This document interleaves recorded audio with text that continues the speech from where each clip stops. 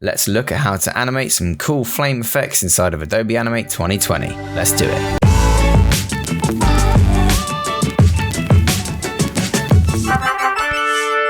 TipTut. Hello everybody and welcome back to TipTut and welcome to this Adobe Animate tutorial. Today we're going to take a look at how to animate some cool flames inside of Adobe Animate 2020. So to get started, we're going to need to make ourselves a new canvas, and I've actually got a reference file here called flamesanimation.png. So we're going to bring that in. First step is to create a new canvas here. We're just going to make it 1080 by 1080 pixels. For this particular project, I'm doing 60 frames per second because it's for another project I need to integrate with that is also 60 frames per second. I recommend you use the more standard 24 if you're doing this, because 60 frames a second is a lot to draw. I'm shooting myself in the foot by doing it, but I've got to match it now. So I recommend 24 frames per second, and we can just hit create on that one. Not too many settings to set up there. Once we've got our canvas, we want to drag and drop our reference file in. If you don't have a reference file to follow along with this one, it doesn't really matter. You just need to draw your first frame. So I'm just going to hold Control and Shift whilst pressing Q initially to scale up my flame here. And then I'm just going to hit F8 and turn this into a symbol called flame, just so that I can reduce the opacity of this, which you do over in the properties panel by clicking alpha and then dragging that opacity down.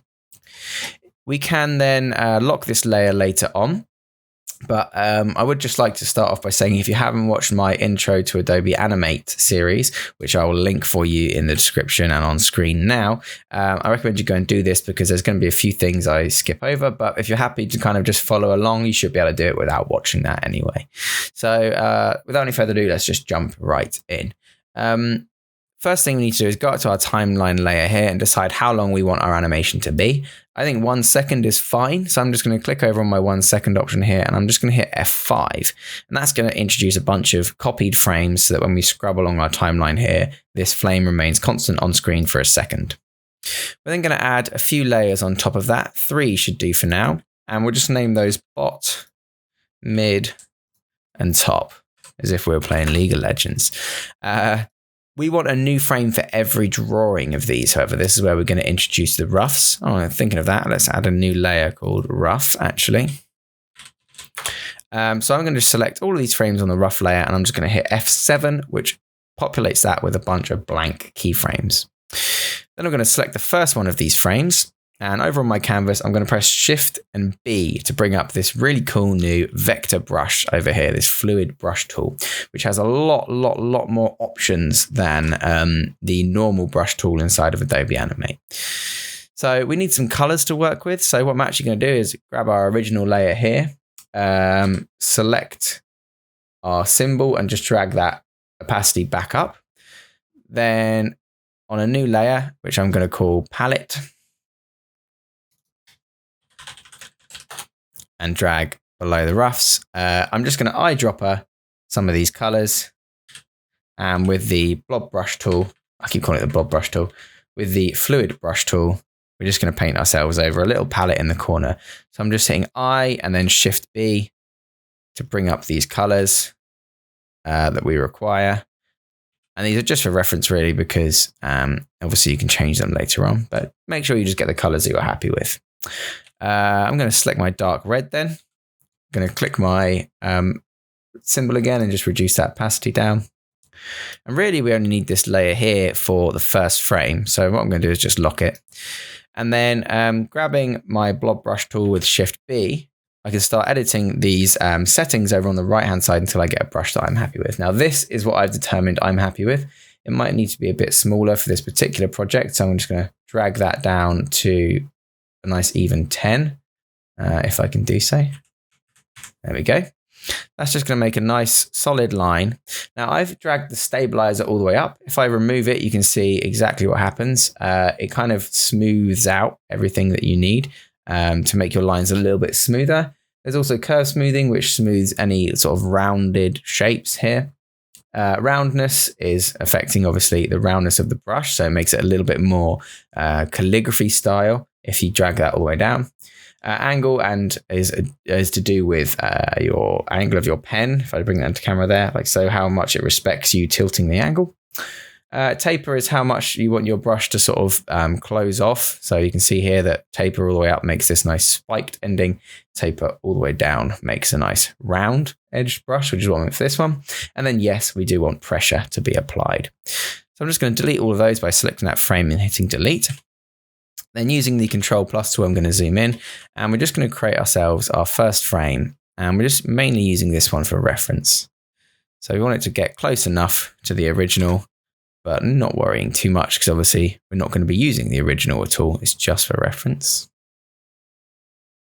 Now I find it best to work with your outlines first and then come and fill later on. I also find it best to work thinking about one shape at a time, okay?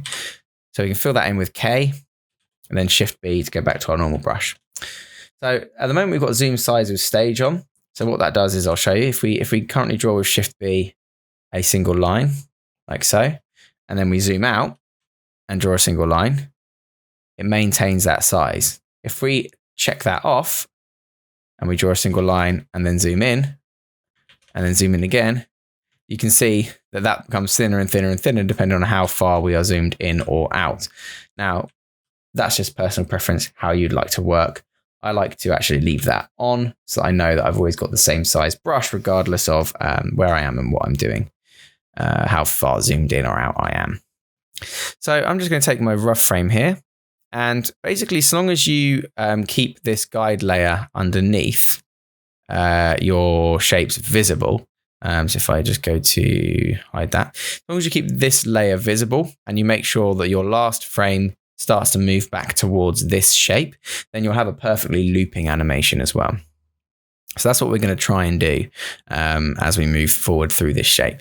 However, at the moment, you can see that I can't actually see the previous frame that I've just drawn. If I press comma and full stop, I can move back and forth in my frames with the keyboard, but we don't have onion skin turned on. So that's just this little symbol up the top here. We can just turn that on. And you can see that once it's checked and we draw a new shape on our second frame, our previous frame will be onion skinned with a certain color. If you want to go to the onion skin options, you can right click on that and just choose advanced settings. And you can do things like choose the range of frames that want to be shown. So it's previous to, next to, how opacityed, how much see-through there is basically, and how little their see-through is, and whether or not you want to show keyframes or anchor markers and all this other stuff. And you can adjust the range like so. You can also choose whether you just want to see outlines. Now, outlines for this one might be quite useful, so that's what I'm going to leave on. Okay, so I'm going to close off my onion skin settings. I'm going to zoom in a little bit and I'm going to start to see how I want to move this shape. Now, it's obvious here to me that this shape's kind of pulling itself upwards. That brush is quite large, actually. I'm just going to bring that down. There we go. Yeah. So this shape seems to be pulling itself upwards. This section seems to be kind of like in a swooping motion, and this section seems to be coming out and swooping like that. So that's what we're going to try and replicate in our animation here. Basically, it's just a case of seeing where and how your flame is going to be moving. So we can see at the moment that the bottom of this flame here, if this blob were to start pulling upwards, that's going to be pulling some of this flame away. So it'll be thinner at that section. And then in the next frame, it will be slightly taller there. Okay. Again, this section will be slightly thinner because this frame is going to be pulled up further. Same goes for here. Slightly thinner, and taller. And same goes for there. I'm just going to grab my eraser tool and erase that ruined bit, which I did quite badly. And then fill out this section.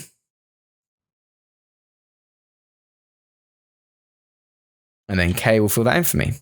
That looks pretty good. So we can move on by pressing full stop. And you can see now that we've got our two different frames here. So again, we can start pulling this one in a bit thinner. This time it's going to start to rise even further out. This one's going to be pushing itself even further up, which makes that bit even thinner.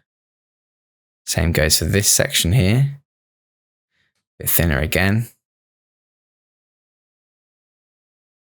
And then this bit I want to keep fairly solid along the bottom because you want some kind of rigidity. Pressing K will fill that. And you can start to see already how this is going to move. Okay, it's starting to grow out. Now for this particular one, I wanted the fire to look a little bit liquidy, but if you wanted it to be a bit more spiky, you know, with spike tips like so, then there's no reason you can't do that. So basically that is the process. I'm just now going to go through and do all of this base layer, and then I'll get back to you guys at the end of that time lapse.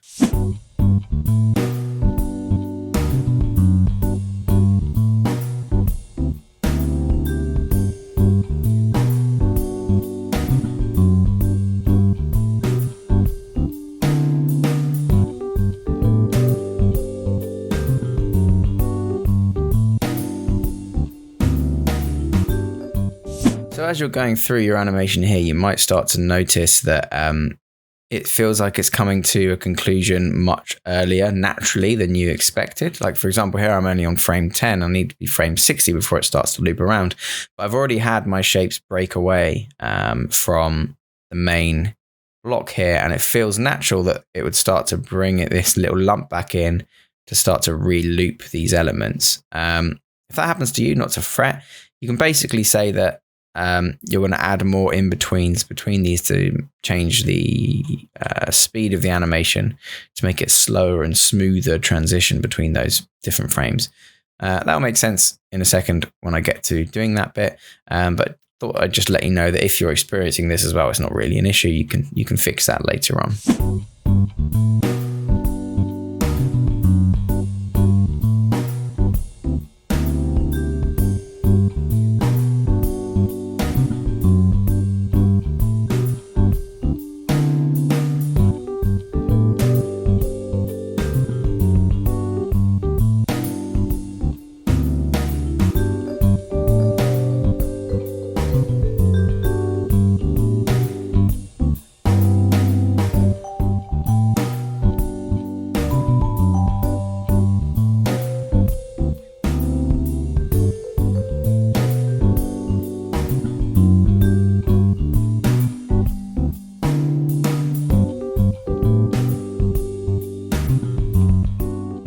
Okay, so I feel like I've reached the natural end of my animation here, but as you can see, as the first shape here starts to move back towards this shape from the beginning, we're left with all these sort of extra shapes here that don't quite finish their natural movement before it's supposed to loop. And the way you can fix that is by moving the tail ends of these natural shapes to the start of the animation as well, because it's going to be seamlessly looping. There is no actual start or end. So what you can do is copy these shapes with Control C. Oh, sorry, I have one more frame there. So we'll just quickly do these last frames. And copy these shapes instead. So grab these elements. It's mainly this larger blob here, but we'll take them all. So using the lasso tool, which is L, just grab all these elements and copy and just paste them on the layer above for now with with paste in place, which is Control Shift V when you're inside of Adobe Animate. And as you can see, then you can start to blend these two frames together if you needed to. So let's shift them over frames so we can use them as a reference for our first frame. And they're going to be slightly further ahead on each of these, maybe getting ready to disappear. So that one's going to be like this. This larger one over here, like that. And that'll probably do. Then if you need to, you can delete this above frame and you should be able to see the remnants of your last frame here, and you can just carry on animating them straight ahead like normal. Fill out that with K, Shift B. This one here. move over a frame, do the last little bits.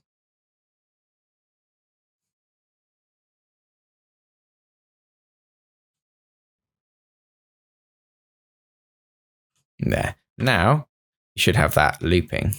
So starting off, expanding, and then starting again. So if you want to see how that loops, you can turn on the looping options here and just drag that looping to the frame limits that you want and just hit play. And you can see that we're starting to get this kind of bursting motion there, which is quite nice. However, this only fills a third of a second and we want it to fill a full second. So what we're going to do to make sure this loops properly and to use it as the basis for the rest of our animation as well, we're going to drag this last frame over here. Probably helps if we clear the rest of these spare keyframes like so. And we're just going to then space out these 20 frames into the 60. So how many do I actually have? This is on frame 19. So if we give each of these 2 keyframes in between them, or in this case, 1 keyframe in between them, that will space them out in between the timeline. We can then hit F7 between each of these. And this gives us just 2 frames that we can create a tween for. So if we change our advanced onion skin settings to only show 1 frame previous and 1 frame after, why is that not going to 1? Is it because they're locked together? 1, 1. Next 1. Come on, there we go. 1 frame previous and 1 frame after, we can now see quite clearly where those 2 changes will be. And we just simply draw the in-between. So we just do that. This creates a longer, smoother animation and fits it in between the amount of frames that we want. So let's do that.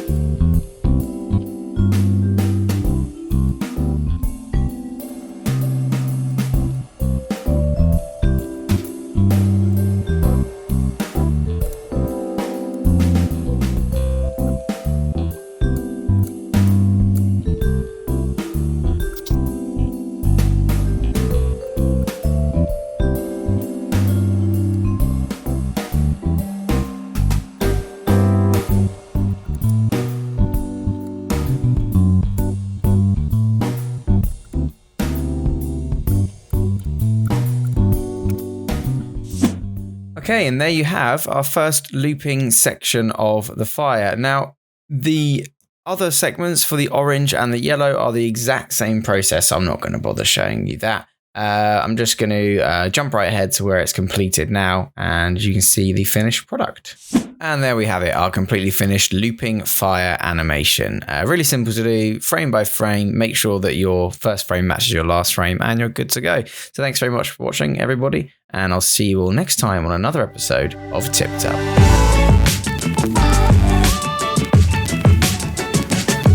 Remember to subscribe for more tips, tricks, and tutorials. Thanks for watching.